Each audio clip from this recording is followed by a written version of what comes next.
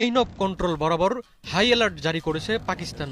ভারতের যে কোনো আক্রমণের জবাব দিতে পুরোপুরি তৈরি পাকিস্তান সেনাবাহিনী। পেহেলগামে হামলার জেরে ফের উত্তপ্ত হয়ে উঠেছে দেশ দুটি।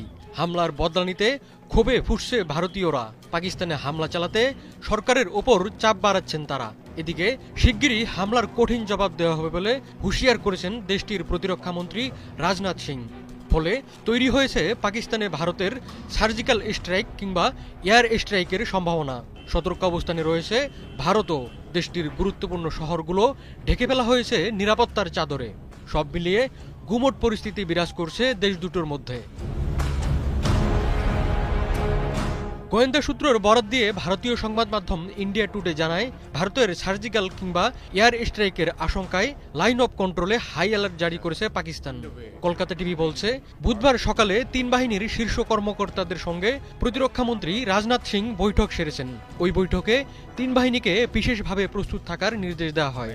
সেই সঙ্গে দেশের সব বিমান বাহিনী ঘাঁটিগুলোকে যে কোনো পরিস্থিতিতে ঝাঁপিয়ে পড়তে প্রস্তুত থাকার নির্দেশ দেওয়া হয়। সিল্কোর সিল্ক অ্যান্ড শাইন, যাতে আছে আর্গান অয়েল ও ওট প্রোটিনের গুডনেস, যা আপনার চুলকে রাখে হেলদি অ্যান্ড শাইনিং। भारत सरकार वो हर कदम उठाएगी। মঙ্গলবার ভারত নিয়ন্ত্রিত কাশ্মীরের পেহেলগামে বন্দুকধারীদের অতর্কিত হামলায় ২৬ জন পর্যটক নিহত হন।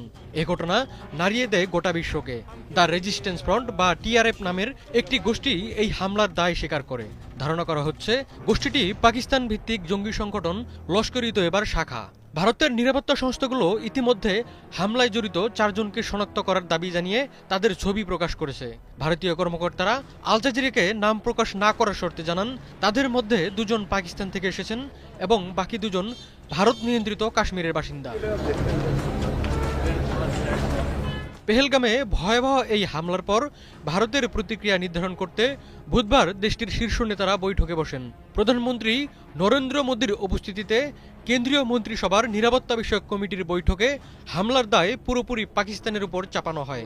তাই প্রাথমিকভাবে সিন্ধু পানি চুক্তি বাতিল এবং আটারি ওয়াঘা সীমান্ত বন্ধের মতো গুরুত্বপূর্ণ ৫টি পদক্ষেপ নেয় ভারত।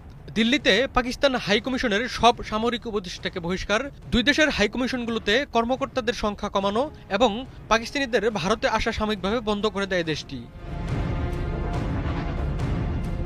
হামলার ঘটনার পর থেকেই পাকিস্তানকে দাঁতভাঙ্গা জবাব দেওয়ার দাবি তুলে আসছে ভারতের জনগণ। এর আগে ২০১৬ সালে উরি হামলার প্রতিশোধ নিতে পাকিস্তান নিয়ন্ত্রিত কাশ্মীরে ঢুকে সার্জিক্যাল স্ট্রাইক চালিয়েছিল ভারত। ২০১৯ সালে পুলওয়ামা হামলার জবাবে বালাকোটে এয়ার স্ট্রাইক পরিচালনা করেছিল নরেন্দ্র মোদীর বাহিনী। এবারও এমন কোনো কঠোর পদক্ষেপ নেওয়ার দাবি তুলেছেন ক্ষুব্ধ ভারতীয়রা। বুধবার